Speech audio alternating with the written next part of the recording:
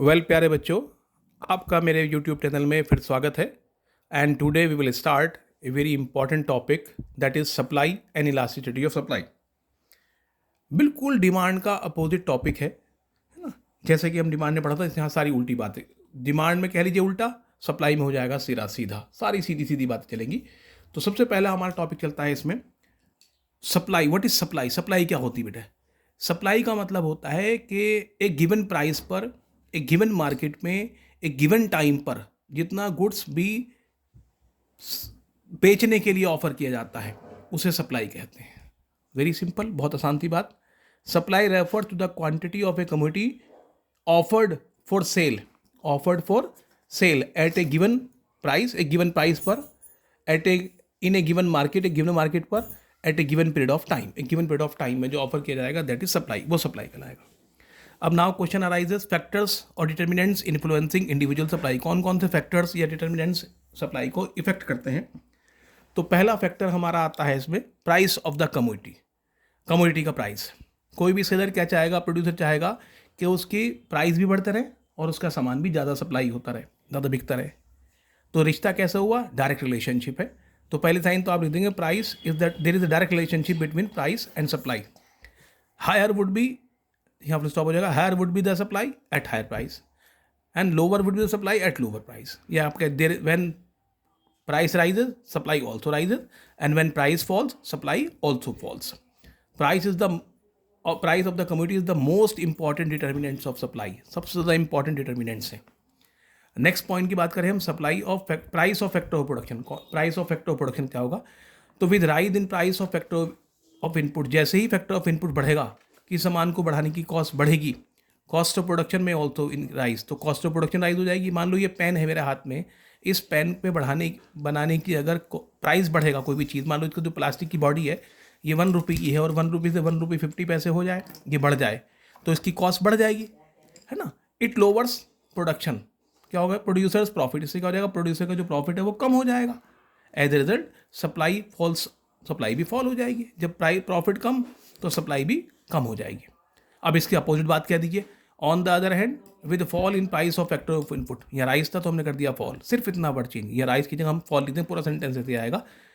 With fall in price of factor of input, यहाँ कहता है कॉस्ट ऑफ प्रोडक्शन राइज। अब यहाँ क्या हो जाएगी? जब कॉस्ट भी घट हो जाएगी, अगर ये 1 रुपये का है, ये 50 पैसे का हो जाए तो इसकी कॉस्ट घट जाएगी। कॉस्ट घट जाएगी तो प्रॉफिट मार्जिन बढ़ जाएगा, और प्रॉफिट मार्जिन बढ़ेगा तो सप्लाई भी बढ़ जाएगी। तो कॉस्ट ऑफ प्रोडक्शन में also fall, cost of production भी फॉल हो जाएगी, ठीक है। It rises producer profit, producer का प्रॉफिट बढ़ जाएगा। As a result there is an increase in supply, supply बढ़ जाएगी। अगली बात आती है goal of the firm. Firm का गोल, अगर फर्म का गोल प्रॉफिट कमाना है तो फर्म सप्लाई ज़्यादा कर देगी, और फर्म का गोल अगर प्रॉफिट कमाना नहीं है तो फर्म की सप्लाई क्या हो जाएगी? कम हो जाएगी। अगर फर्म का गोल प्रॉफिट कमाना है तो सप्लाई क्या हो जाएगी बेटे? बढ़ जाएगी। और गोल प्रॉफिट कमाना नहीं है तो सप्लाई क्या हो जाएगी? घट जाएगी ऑटोमेटिकली। सीधी सीधी बात करनी है आपको, ज़्यादा कन्फ्यूजन है नहीं। तो if the goal of the firm, if the firm has a goal of earning more and more profit, it will increase its supply, and if the goal of the firm is to provide social service, its supply will be low. अगली बात करें हम change in technology. बहुत simple सा point है, अगर producer new technology use कर रहा है, लेटेस्ट टेक्नोलॉजी यूज़ कर रहा है, मॉडर्न टेक्नोलॉजी यूज़ कर रहा है, क्या होगा बेटे? इससे कॉस्ट घटेगी बढ़ेगी? It's cost of production will decrease, तो कॉस्ट ऑफ प्रोडक्शन घट जाएगी। As a result supply will increase, जब कॉस्ट ऑफ प्रोडक्शन घटेगी तो सप्लाई क्या हो जाएगी? बढ़ जाएगी। And if producer uses backward technology, और अगर प्रोड्यूसर बैकवर्ड टेक्नोलॉजी यूज़ कर रहा है, ओल्ड टेक्नोलॉजी यूज़ कर रहा है, ठीक है, तो क्या होगा? It's cost of production will increase, cost of production बढ़ जाएगी, और जब कॉस्ट ऑफ प्रोडक्शन बढ़ेगी तो सप्लाई क्या हो जाएगी? ऑटोमेटिकली कम हो जाएगी। As a result there is as a result supply will decrease.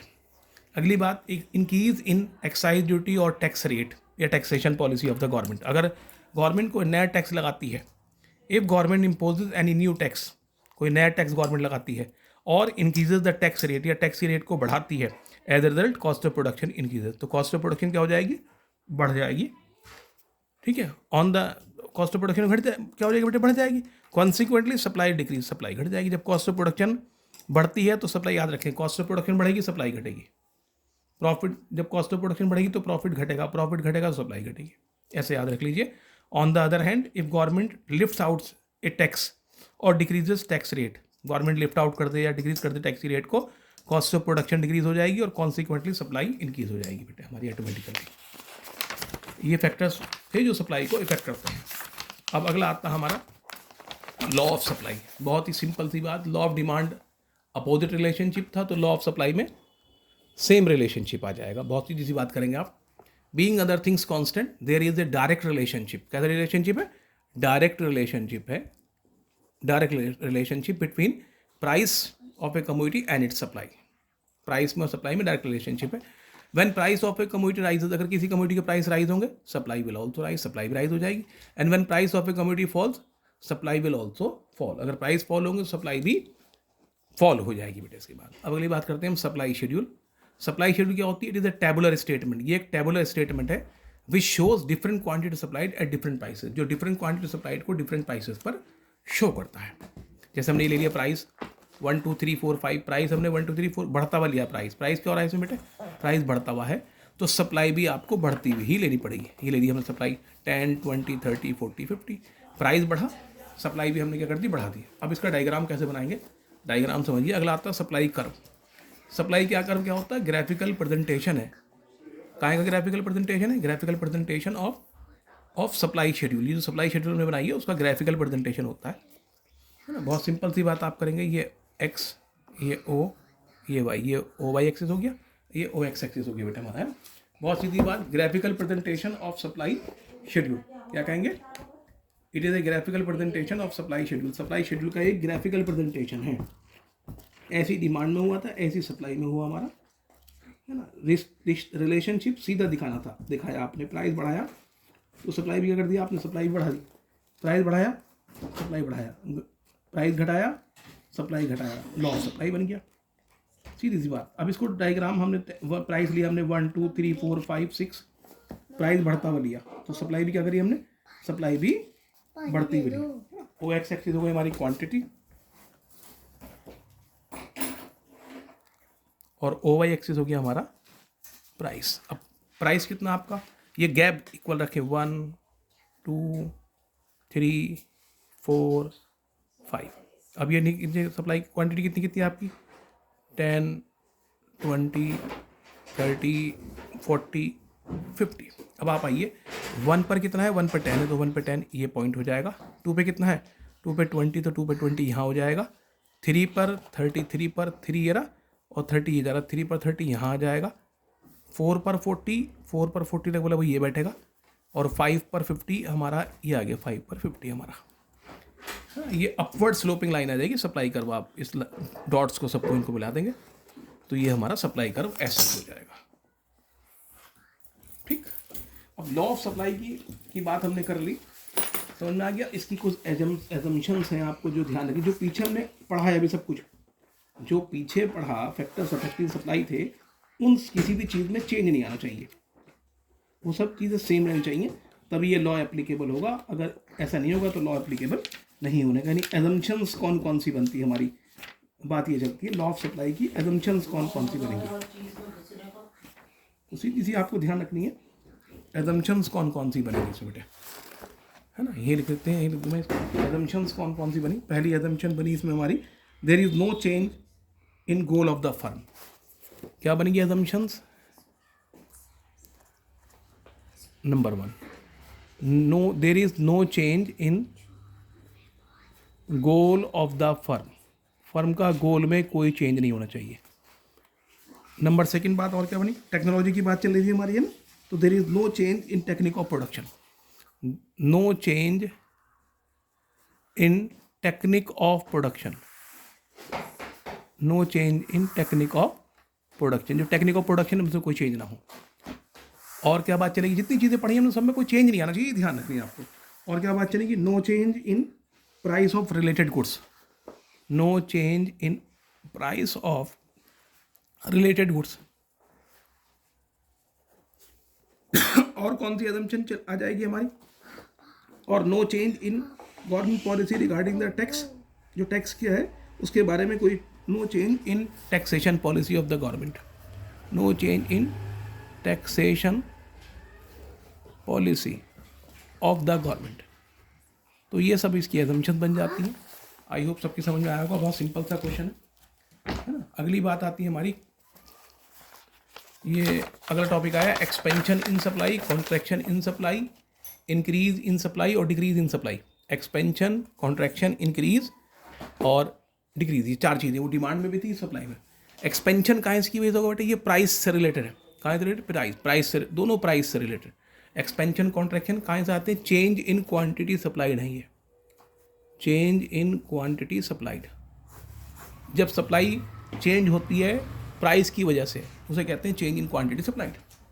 तो पहले हमारी एक्सपेंशन की बात करें, rise in supply of a commodity due to rise in price is known as expansion in supply. Contraction में क्या हो जाएगा बेटा? यहाँ फॉल हो जाएगा। कॉन्ट्रैक्शन का मतलब फॉल होना, घटना, कहाँ की वजह से? प्राइस फॉल होने की वजह से। Fall in supply of a commodity due to fall in price is known as contraction in supply. अब आपने डायग्राम बनाया, O X axis, O Y axis. O X हमने quantity supplied in units, O Y price ले लिया आपने। पहले ये हमने बेस खींच दिया, ये पी हो गया हमारा, ये क्यू हो गया हमारा। हमने पहले प्राइस को बढ़ा दिया, डॉट डॉट से प्राइस बढ़ा दिया, तो सप्लाई भी वहाँ क्या हो जाएगी, इसमें बढ़ जाएगी। प्राइस बढ़ेगा तो सप्लाई भी बढ़ जाएगी। लाइन हमने ड्रॉ कर दी, एस एस हो गया हमारा। आप देख रहे हैं क्या हो रहा है, ये यहाँ थी पहले सप्लाई, अब सप्लाई यहाँ पहुँच गई, बढ़ रहा है हमारा कर्व में, ऊपर को जा रहा है। ऐसी इधर आ जाइए, O X axis quantity supplied, O Y axis price ले लिया हमने, ठीक है। अब ठीक है, उसके बाद ये हमने बेस खींच लिया, आपके प्राइस घटाना है, ये हमने प्राइस घटा दिया तो सप्लाई भी क्या हो जाएगी, ऑटोमेटिकली प्राइस घटाएंगे, ये लाइन यहाँ टच कर देगी, इसमें हम ला देंगे, तो प्राइस घटा तो सप्लाई भी क्या हो गया ऑटोमेटिकली, ठीक है बेटा। प्राइस घटा, सप्लाई भी घट गई। अब आप देख रहे हैं ये मूवमेंट है कि शिफ्ट है, ये प्राइस बढ़ रहा है तो सप्लाई बढ़ रही है, एक से ज़्यादा डायरेक्शन में है तो ये मूवमेंट हो जाएगा, ये भी एक से ज़्यादा डायरेक्शन में है तो मूवमेंट हो जाएगा। अब ये ऊपर को जा रहा है तो ये अपवर्ड मूवमेंट हो गया, नीचे को आ रहा है तो ये डाउनवर्ड मूवमेंट हो गया। तो कैसे कहेंगे सब, there is upward movement along the supply curve, और यहाँ क्या, there is downward movement along the supply curve. इसमें अपवर्ड मूवमेंट है, इसमें डाउनवर्ड मूवमेंट है। तीन बातें हुई। फोर्थ पॉइंट आप लीजिए, डिटरमाइनिंग फैक्टर। ये क्यों हो रहा है, ये कब हो रहा है, इसका डिटरमाइनिंग फैक्टर क्या है, प्राइस राइज की वजह। जब प्राइस राइज होगा, ठीक है, जब प्राइस राइज होगा तो ये rise, it's determining factor is rise in price, और इसका क्या है, it's determining factor is fall in price. ये प्राइस में फॉल होने की वजह से होगा, और ये होने पर होगा, और ये एक्सपेंशन होगा, एक्सपेंशन मतलब बढ़ना। अब बेटा अगली चीज आती है हमारी इंक्रीज डिक्रीज, ठीक है। इंक्रीज डिक्रीज बहुत सिंपल सी बात करेंगे हम इंक्रीज डिक्रीज के बारे में भी, ठीक है। इंक्रीज डिक्रीज कब होगा भाई बहुत सीधी सी बात करेंगे आप इंक्रीज डिक्रीज की, ये जब होगा इनकी, ये प्राइस के अलावा किसी और, प्राइस फैक्टर नहीं है इसके अंदर, इनमें प्राइस नहीं होने का, दोनों में price is not the factor. जो पीछे मैंने फैक्टर पढ़ाए आपको वो फैक्टर्स होंगे इसमें। तो इनकी इसका मतलब राइज होता है, बस आपको इन दोनों डेफिनेशन में यहाँ राइज लिखना और यहाँ फॉल लिखना, बाकी remaining is the same. Rise in supply of a commodity due to change in other factor than price is known as increase in supply. और ये क्या है बेटा, fall in supply of a commodity due to change in other factors than price is known as decrease in supply। Same language है दोनों की, सिर्फ ये यहाँ फॉल लिखना है और यहाँ राइज दिखना है। अगला अब इसके बाद हमने कर्व बना दिया, तो कर्व में ओ एक्स एक्सिस ले लिया, ओ वाई एक्स ले लिया, वही पहले बेस बना दिया हमने, सप्लाई खेल दी, यहाँ प्राइस वही रखना, ये हमने डॉट डॉट से लाइन आगे बढ़ा दी, और जहाँ ये आई इसको डॉट आगे बढ़ाया और नीचे बढ़ाया, तो ये क्यू था, ये Q1 हो गया हमारा। क्या हो गया हमारा, ये Q1 हो गया। इधर को जा रही है, सिर्फ देखिए प्राइस सेम है, प्राइस यहाँ पहले भी ये था, अब भी ये है, इसके आगे बढ़ा दोगे तो वही हो जाएगा, जो कर दोगे तब भी हो रहेगा। तो ये इंक्रीज हो रहा है ये राइट की तरफ को जा रहा है, राइट हैंड की तरफ को जा रहा है, तो इसे राइट वर्ड शिफ्ट कहा जाएगा। इसमें आप देखिए पहले वही बेस खींच दिया हमने, डॉट की तरफ कर दिया, लाइन पर कर दिया है, तो ये क्या हो गया हमारा, ये घट रहा है, तो ये लेफ्ट वर्ड शिफ्ट हो गया। There is right word shift in supply कर, और यहाँ क्या बेटे, there is left word shift in supply कर। इसके डिटरमाइनिंग फैक्टर कौन कौन, जो पहला क्वेश्चन पढ़ाया मैंने अभी, आप कौन कौन सी चीज़ें जिनकी वजह से सप्लाई घट रही थी, decrease in tax rate, increase in number of seller बढ़ जाएंगे तो सप्लाई घट जाएगी, है ना, और क्या आ जाएगी इसके अलावा, ओल्ड यूज़ ऑफ, कब बढ़ेगी, use of modern technology, modern technology use करिए तो सप्लाई बढ़ जाएगी, है ना। और सप्लाई कब बढ़ेगी, और इसके अलावा सप्लाई कब बढ़ेगी जब fall in price of related goods, जब रिलेटेड गुड्स के प्राइस घट जाएंगे तो सप्लाई बढ़ जाएगी हमारी, है ना, ठीक। और कब बढ़ेगी, अब इधर दो तीन चीज़ें बहुत हैं, इधर इसके डिटरमाइनिंग फैक्टर उल्टा कर दीजिए। ये डिक्रीज इन टैक्स रेट था, टैक्स रेट अगर बढ़ेगा तो सप्लाई घट जाएगी, नंबर ऑफ सेलर घटेगा तो सप्लाई घट जाएगी ऑटोमेटिकली। अगर आप बैकवर्ड टेक्नोलॉजी यूज़ करेंगे, तो सप्लाई आपकी क्या हो जाएगी, सप्लाई घट जाएगी आपकी, है ना। और अगर आपका fall in price of related goods हो जाएगा, राइज हो जाएगा, अगर प्राइस बढ़ जाएंगे रिलेटेड गुड्स के, तो आपकी सप्लाई ऑटोमेटिकली क्या हो जाएगी, वो घट जाएगी। ठीक बेटा जी, वीडियो बना रहे हैं। सिंपल सी बात करनी है आपको, है ना। उसके बाद अगला क्वेश्चन देखें आप, types of price elasticity of supply. कौन कौन से टाइप्स हैं प्राइस इलास्टिसिटी ऑफ सप्लाई की बात करें, टाइप्स की बात कर रहे हैं पहले हम। ये टाइप्स कह लीजिए, काइंड्स कह लीजिए। परफेक्टली इनइलास्टिक, इनइलास्टिक का मतलब जिसमें कोई चेंज नहीं होता, ये सप्लाई वहीं की वहीं रहेगी जहाँ है।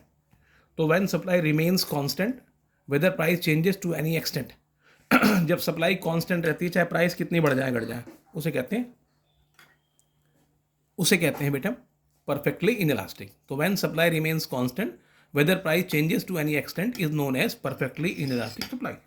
अभी प्राइस ले लिया आपने 100, 200, 300, प्राइस आपने बढ़ता हुआ लिया, सप्लाई 100 रख दिया आपने, सेम रख दी बेटे, तो ये कहलाएगा बेटा हमारा परफेक्टली इनइलास्टिक सप्लाई। अब आपने O X axis quantity supply in units, O Y price ले लिया आपने, है ना, ये सीधी लाइन खींच दिया आपने, सीधी लाइन जाएगी। अब देखिए प्राइस यहाँ भी यही है, यहाँ भी यही है, यहाँ भी है, प्राइस बढ़ घट रहा है, लेकिन सप्लाई आपकी सेम लाइन है, ये यहाँ ये हमेशा यही सप्लाई है, इससे ऊपर नहीं जा रही। तो ये परफेक्टली इनइलास्टिक, अंगद का पैर। खैर समझ लीजिए आप, सीधी वही की वही रहेगी, ये लाइन सीधी खड़ी होगी, सीधी खड़ी रहेगी, ना इधर घट सकती है ना बढ़ सकती है। उसके बाद फिर बेटा अगला आया फिर हमारा परफेक्टली इलास्टिक सप्लाई। ये क्या होगी, जब सप्लाई चेंज, इलास्टिक का मतलब चेंज होना, जिसमें घटबड़ होती रहती है, वो परफेक्टली इलास्टिक कहलाता है। When supply changes to any extent but price remains constant, it is known as perfectly elastic supply. अब जैसे प्राइस 100 ले लिया आपने, सप्लाई लिया आपने 100, 200, 300, तो ये परफेक्टली इलास्टिक सप्लाई हो गया आपका। अब ये यहाँ ले लिया आपने, ये लाइन सीधी हो जाएगी, ये लाइन सीधी खड़ेगी, सप्लाई बढ़ेगी, देखिए पहले यहाँ थी, अब यहाँ हो गई, यहाँ थी, यहाँ हो गई, ये लाइन और आगे खींच सकते हैं आप। तो सप्लाई आपकी बढ़ घट रही, लेकिन प्राइस आपका, सप्लाई यहाँ थी, यहाँ हो गई, यहाँ हो गई, लेकिन प्राइस की लाइन वही है, पहले भी यहाँ, अब भी यहाँ था प्राइस, अब भी यहीं है, अब भी यहीं है, इसे कहते हैं ना। उसके बाद यूनिट इलास्टिक, यूनिट का मतलब होता है इक्वल। क्या मतलब होता है यूनिट का मतलब, इक्वल। तो when percentage change in supply is equal to percentage change in price, it is known as unit elastic supply. Price आपका पहले 100 था, अब 200 हो गया, प्राइस आपको बढ़ गया, कितने परसेंट बढ़ गया, 100 से 200 हो गया, 100% बढ़ गया, तो सप्लाई भी 100% ही बढ़ गई आपकी, 100 से 200 हो गई आपकी, ये भी 100% हो गया बेटे, ठीक है। तो सिंपल सी बात चल गई बेटे हमारी, ये कहलाई हमारी 100% सप्लाई, प्राइस बढ़ा तो सप्लाई भी 100% ही बढ़ गई। अब यहाँ बनाने में ध्यान रखना आपको कि ये हमने ओ एक्स ले लिया, ओ वाई ले लिया, ये बेस ले लिया, अगर आपने यहाँ 1 सेंटीमीटर बढ़ाया, 1 सेंटीमीटर अगर आपने यहाँ ये रखा है, तो इधर भी आपको 1 सेंटीमीटर ही रखना पड़ेगा, और फिर दोनों लाइन मिला दीजिए, दोनों लाइन मिलाएंगे बाद फिर ये लाइन खींचेंगे आप बाद में, ये लाइन बाद में खींचेंगे आप, ये बाद में जाएगी। पहले आप क्या करेंगे, बेस खींच लीजिए, ओ एक्स ये क्यू हो गया, पी हो गया, 1 सेंटीमीटर बढ़ाइए और 1 सेंटीमीटर बढ़ाइए, जहाँ ये काटेंगे आपस में वहाँ हो जाएगी, ठीक है। यूनिट का मतलब होता है बराबर। अब देखिए अगले वाले जाएगा मोर इलास्टिक, मोर में बस ये वर्ड मोर लिख देंगे हम, बाकी सब मोर कह लीजिए, ग्रेटर कह लीजिए, हायर कह लीजिए, कुछ भी कह लीजिए। तो ग्रेटर इलास्टिक सप्लाई में क्या हो जाएगा, when percentage change in supply is more to percentage change in price, अब वो मोर हो जाएगी, है ना। इस हमने ये बना रखा, more elastic supply, when percentage change in supply is more than percentage change in price, it is known as more elastic supply. अब जैसे प्राइस 100, 200, आपने 100, 200 ले लिया बेटे, कितने परसेंट ले लिया आपने, 100% ले लिया, तो सप्लाई आपने 100 से 300 ले ली, कितने परसेंट ले लिया आपने बेटे, 200%, ज़्यादा हो गई, यस। अगर इक्वल हो गया तो मोर इलास्टिक, कम हो गया तो लेस इलास्टिक। अब आपने O X axis quantity, O Y axis price, ये बेस ले लिया आपने, यहाँ सिर्फ हमने 1 सेंटीमीटर बढ़ाया प्राइस, लेकिन सप्लाई आप देख रहे हैं ज़्यादा बढ़ा रखी है हमने, ये ज़्यादा बढ़ा दी हमने, 1 से ज़्यादा हो रही है, तो ये मोर इलास्टिक हो गया। लेस इलास्टिक में क्या होगा, सिर्फ इस मोड की हुआ है, लेस वर्ड लिखा जाएगा और सब कुछ सेम है। When percentage change in supply is less than percentage change in price, it is known as less elastic supply। अब जैसे प्राइस 100 से 200 कितना परसेंट बढ़ा दिया आपने, 100%, लेकिन यहाँ आप 100 देख रहे हैं, 100 से 150 करा आपने, सिर्फ 50% बढ़ाया, तो लेस कर दिया आपने। अब डायग्राम कैसे बनाएंगे, वही प्राइस ज़्यादा बढ़ाया, सप्लाई कम बढ़ाएंगे, हमने प्राइस 3 से लगभग 2 सेंटीमीटर के आसपास है, तो ये एक ही बढ़ाया हमने, 1 सेंटीमीटर बढ़ा दिया, तो ये परसेंटेज ये हो गया लेस इलास्टिक सप्लाई हो गया हमारा। उसके बाद क्वांटिटी सप्लाइड मेजर्स आते हैं, कौन इसमें जो इलास्टिसिटी ऑफ सप्लाई की बात करते हैं। नेक्स्ट वीडियो में नेक्स्ट इलास्टिसिटी ऑफ सप्लाई को पढ़ेंगे, तब तक इसे देखिए बहुत ध्यान से।